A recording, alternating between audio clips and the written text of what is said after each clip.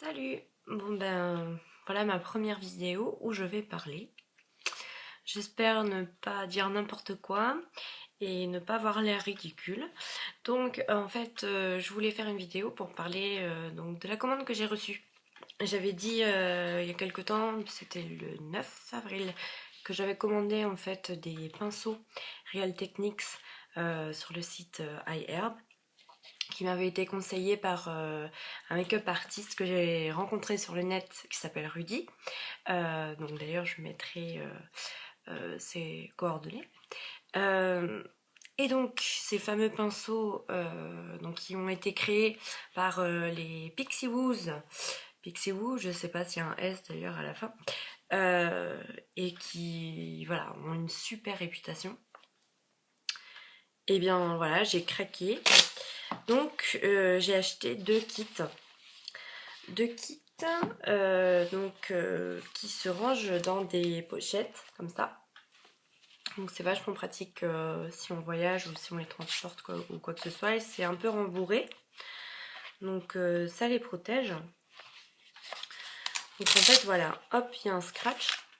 On ouvre et là on a les pinceaux donc, qui sont accrochés avec un élastique. Donc ça donc c'est pour le kit visage où il y a 4 pinceaux.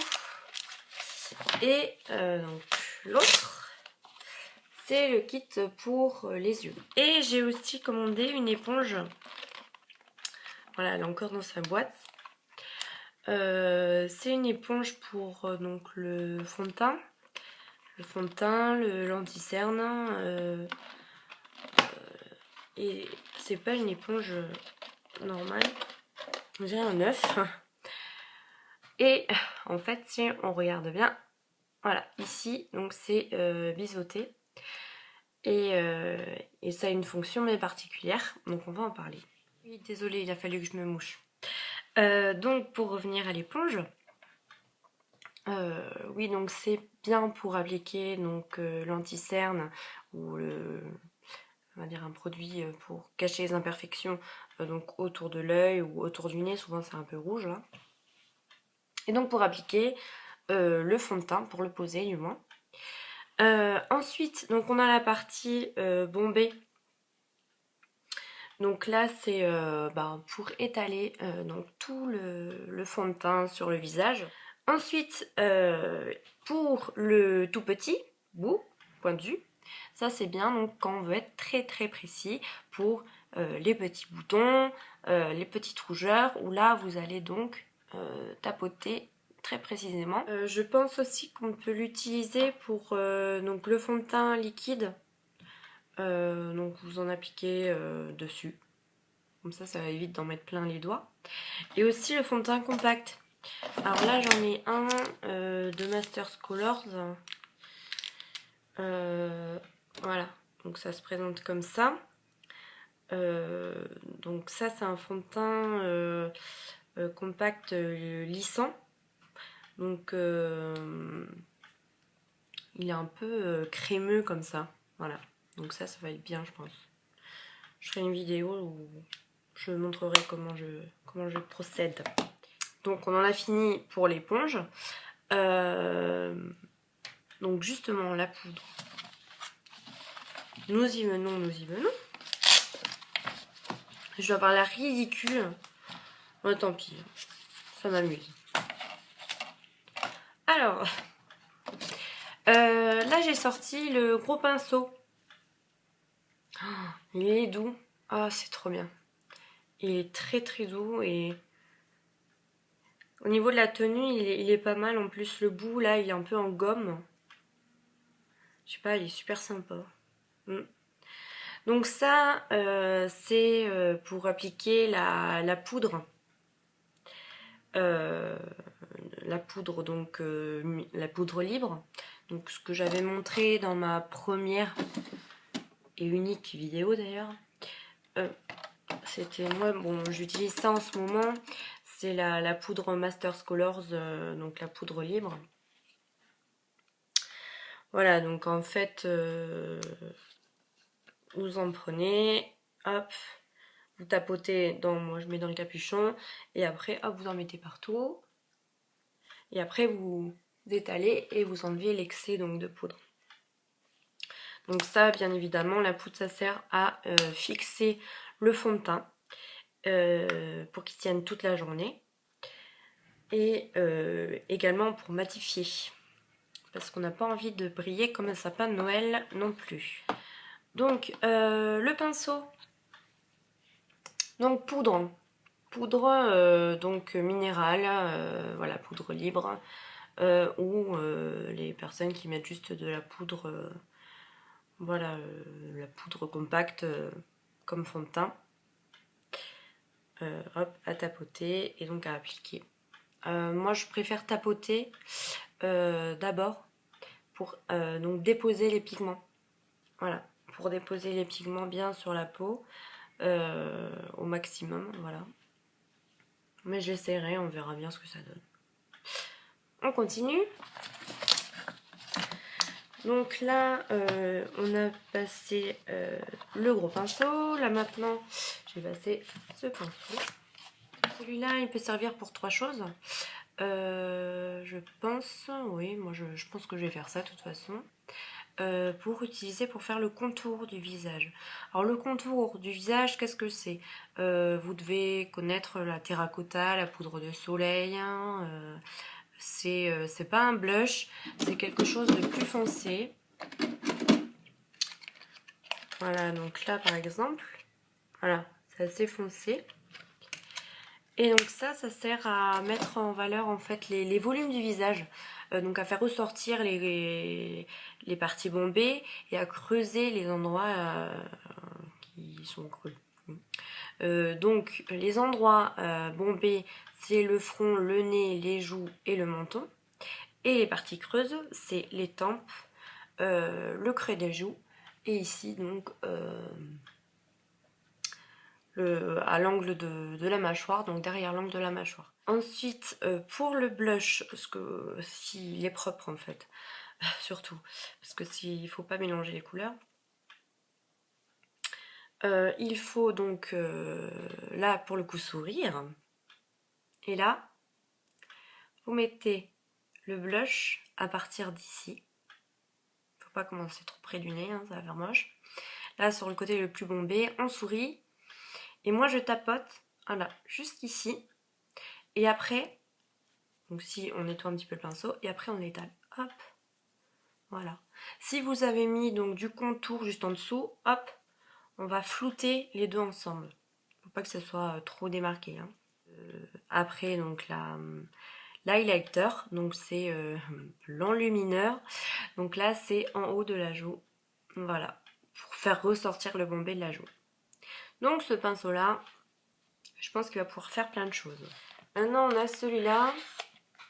Donc celui-là il a une forme sympa et c'est celui-là il va servir en fait à étaler le fond de teint liquide. Voilà. Donc là vous mettez, enfin ça dépend de la forme de votre fond de teint liquide. Moi je pose directement sur le pinceau. Il y en a qui mettent sur leurs mains et après hop ils prennent la matière et l'étalent. Moi je le pose sur le pinceau. Hop, j'en mets sur les 5 points de visage et après j'étale. Voilà. Bah, j'ai fait ça dans ma première vidéo d'ailleurs. Donc voilà, ce premier pinceau, ça c'est pour le fond de teint liquide. Et enfin, donc le petit. Ce pinceau, donc c'est un pinceau de détail. Donc là aussi, il peut avoir plusieurs utilités. On peut l'utiliser pour donc cacher les petites imperfections aussi, donc pour appliquer la matière sur les petits boutons et ensuite estomper donc le contour. Et donc elles disent aussi qu'on peut l'utiliser pour mettre du rouge à lèvres. Voilà, du rouge à lèvres, hein. C'est vrai qu'il est assez précis, hein. C'est vrai qu'il est assez épais, je sais pas, on va voir. Hein. Et donc on va passer au kit pour les yeux. Donc on va partir sur le premier, celui-là. Donc je les ai pas bougés de place, hein. Ils sont arrivés dans l'ordre là. Donc celui-là, il est assez... là, donc c'est en largeur, là il est assez épais. Il est tout doux, assez fluffy comme on dit sur YouTube, assez touffu, voilà, c'est ça le mot. Il est touffu et souple. Donc ça c'est bien donc, pour mettre le fard à paupières. Donc vous prenez la matière, vous frottez, hop, ça se met donc dans les poils et hop, ça prend les pigments et après on vient déposer sur le fard. Ouais, il est pas mal celui-là, il est joli. On peut l'utiliser pour mettre du blush liquide. Voilà, j'avais acheté ça sur internet, du fard à joues liquide. Donc ça c'est pas mal, ça permet de l'appliquer sans en avoir plein les doigts et l'appliquer précisément. Oui, donc j'ai dû refaire un petit bout de vidéo parce que tout simplement j'avais oublié un pinceau. C'est celui-là. Donc celui-là c'est bien le premier donc du kit. Hein. Donc celui-là il est épais. Comme vous voyez, il est tout rond, tout épais, tout souple aussi. Je vais l'utiliser pour poudrer mon anti-cerne. Ensuite, on va continuer avec le petit là. Hop. Voilà, donc le petit, il est donc très court. Les poils sont plus durs. Et ça, donc, bon, je lis en même temps, hein, je découvre. Donc ça, c'est pour vraiment faire des travaux de précision. C'est pour la précision, vraiment, c'est pour les petits détails. Je pense que moi, je vais l'utiliser personnellement donc pour déposer ici dans le coin externe les matières foncées, ici les matières claires aussi, à l'intérieur de l'œil. Vu que c'est très précis, ça peut être très bien aussi pour quand on met donc du crayon et qu'on veut repoudrer le crayon par-dessus pour qu'il tienne toute la journée. Donc par-dessus le crayon, hop, je tapoterai par exemple là du fard à paupières noir, vu que j'ai mis du crayon noir. Je pense qu'on peut faire pas mal de choses avec ce petit pinceau. Ensuite, ici on a le pinceau eyeliner. Donc ça, je pense que vous savez tous à peu près à quoi ça sert. On peut l'utiliser donc avec de l'eyeliner en gel, en crème. Moi personnellement j'ai l'Aqua Black de Make Up For Ever, donc c'est sous forme de crème. Voilà. Donc on le prélève dedans et après hop on l'étale, on dépose, hop, et après on étire. C'est vrai qu'il n'est pas super fin, mais au moins pour une fois ils partent pas dans tous les sens. Et enfin donc le dernier, c'est le pinceau à sourcils. Donc vous avez dû le voir dans ma première vidéo, j'ai des tout petits sourcils, tout clairs, tout moches. On dirait que j'en ai pas quoi. Je suis obligée de les dessiner. Je dessine avec du crayon. Et donc ça, c'est pour faire avec de la poudre. Donc ce qu'on peut faire, c'est mettre du crayon en dessous et repoudrer par-dessus. Donc là, c'est bien, la forme, elle est assez adaptée donc aux sourcils. Hop, on termine. Voilà. Bon, ben maintenant, il ne reste plus qu'à tester. Déjà, je vais tester de mettre la vidéo en ligne, ce qui n'est pas gagné parce que j'ai vraiment du mal. Donc s'il y en a qui ont des conseils, qui savent comment on fait, parce que j'utilise iMovie mais sur mon iPod Touch. Et vu que j'ai une connexion pourrie, je sais pas comment il faudrait faire, s'il vaudrait mieux que je filme avec un appareil photo ou qu'après je mette sur l'ordinateur avec un logiciel, enfin bref, voilà. On verra. Hein. Pour l'instant, je suis trop contente, j'ai mes kits, c'est trop la joie.